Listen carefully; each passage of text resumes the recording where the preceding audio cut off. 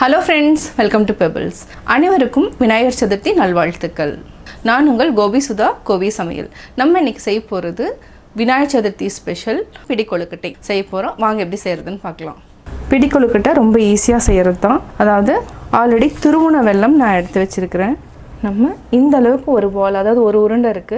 இதே தான் நான் வந்து கத்தியில வந்து சீவி வச்சிருக்கிறேன். இல்லைன்னா நம்ம துருவல், தேங்காய் துருவல் இருந்துச்சுனாலும் துருவிக்கலாம்.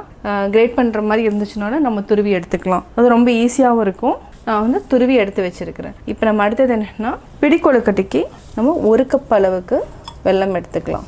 இதே அளவுக்கு நம்ம அரிசி மாவு எடுத்துக்கலாம். இப்போ பார்த்தீங்கன்னா கரெக்டாக இருக்கும். இந்த அளவுக்கு நம்ம எடுத்துருக்கிறோம். இதே அளவுக்கு அரிசி மாவு எடுத்துக்கலாம். ஃபஸ்ட்டு வந்து என்னென்னா, இதில் கொஞ்சமாக தண்ணி இருக்குது, ஒரு 1/4 டம்ளர் அளவுக்கு இருக்குது, அதில் ஆட் பண்ணிக்கலாம். நல்லா கொதிக்க வச்சுக்கலாம். நல்லா கொதிக்கட்டும். எவ்வளோ நம்ம வெல்லம் எடுத்தோமோ அதே அளவுக்கு நம்ம அரிசி மாவு எடுத்துக்கலாம் பிடி கொழுக்கட்டைக்கு. இப்போ பார்த்திங்கன்னா அதே அளவுக்கு எடுத்துட்டோம். இதையே நம்ம போட்டு எடுத்து வச்சுக்கலாம். இது கூட தேங்காய் ஒரு 4 டேபிள் ஸ்பூன் அளவுக்கு தேங்காயும் ஆட் பண்ணிக்கலாம். இது ரொம்ப ஈஸியாக செய்கிறது தான். 1 டேபிள் ஸ்பூன் அளவுக்கு நம்ம எள் ஆட் பண்ணிக்கலாம். வெள்ளை எள் இருந்துச்சுன்னா வெள்ளை எள் ஆட் பண்ணிக்கோங்க. இது வந்து ரொம்ப டேஸ்ட்டாகவும் இருக்கும். நம்ம ஏலக்காய் வந்து ஒரு 1/4 டீஸ்பூன் அளவுக்கு ஆட் பண்ணிக்கலாம். இப்போ நம்ம மிக்ஸ் பண்ணி வச்சுருக்கிறோம். இது வந்து என்னென்னா, ரொம்ப நேரம் வந்து அதாவது பாகுபதமெல்லாம் காய்ச்ச வேண்டியதில்லை. ஜஸ்ட்டு நம்ம அப்படியே ஆட் பண்ணிக்கலாம். கொஞ்சம் கொஞ்சமாக ஆட் பண்ணிக்கலாம். நம்மளுக்கு பாகு வந்து ஜாஸ்தி இருந்துச்சுன்னா இன்னும் கொஞ்சம் மாவு போட்டு நம்ம ஆட் பண்ணிக்கலாம். அதாவது நல்லா கலர் வரணும்னா உருண்டை வெள்ளை வாங்குறப்போ நல்லா கலராக இருக்கிறத பார்த்து வாங்கிக்கோங்க. வெள்ளையாக வாங்கினீங்கன்னா என்னென்னா இந்த மாதிரி கலர் கொடுக்காது. நம்ம அதனால் கொஞ்சம் கருப்பாக இருக்கிற வெள்ளமாக பார்த்து எடுத்துக்கோங்க. நான் வந்து இன்னும் கொஞ்சம் வெல்லம் இருக்கிறதுனால அதே அளவுக்கு, அதாவது இன்னொரு 100 கிராம் ஆட் பண்ணிக்கிறேன். இப்போ நம்ம வெள்ளை தண்ணியை ஆட் பண்ணிக்கலாம். தேங்காய் இன்னொரு டேபிள் ஸ்பூன் அளவுக்கு ஆட் பண்ணிக்கலாம். இது பார்த்திங்கன்னா நல்லா இழுத்துடும். இந்த தண்ணி வந்து வெள்ளை தண்ணியை அரிசி மாவும் நல்லா இழுத்துடும். அவ்வளோதான். இன்னொரு டேபிள் ஸ்பூன் தேங்காய் ஆட் பண்ணிவிட்டேன். கொஞ்சம் சூடாக இருக்குது. நல்லா அழுத்தம் கொடுத்து பிசைஞ்சிங்கன்னா நல்லா சாஃப்டாகிடும்.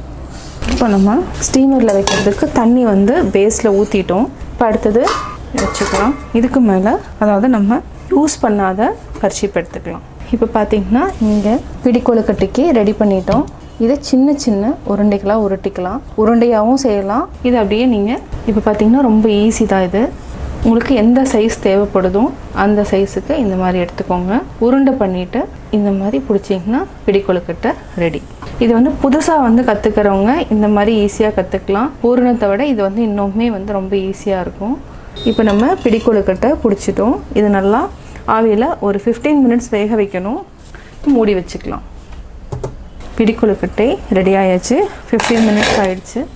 இது வந்து செக் பண்ணி பார்க்குறதுனா என்ன பண்ணணும்னா, ஜஸ்ட்டு உள்ளே விட்டிங்கன்னா ஒட்டாமல் வரும். பார்த்திங்கன்னா ஒட்டாமல் இருக்குது. இது வந்து வெந்துருச்சுன்னு அர்த்தம். இப்போ நம்ம எடுத்துக்கலாம்.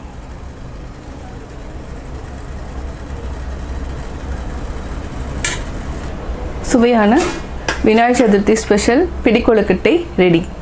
விநாயகர் சதுர்த்தி ஸ்பெஷல் பிடி கொழுக்கட்டை எப்படி செஞ்சேங்கிறத பார்த்தீங்க. கட்டாயம் உங்களுக்கு இந்த வீடியோ பிடிச்சிருக்கும். இந்த வீடியோ பிடிச்சதுன்னா லைக் பண்ணுங்கள், ஷேர் பண்ணுங்கள், கமெண்ட் பண்ணுங்கள். அது மட்டும் இல்லாமல் சப்ஸ்கிரைப் பண்ணுங்கள். பக்கத்தில் இருக்கிற பெல் ஐக்கானை கிளிக் பண்ணிங்கன்னா நாங்கள் அப்லோட் பண்ணுற வீடியோவை நீங்கள் உடனுக்குடன் தெரிந்து கொள்ளலாம்.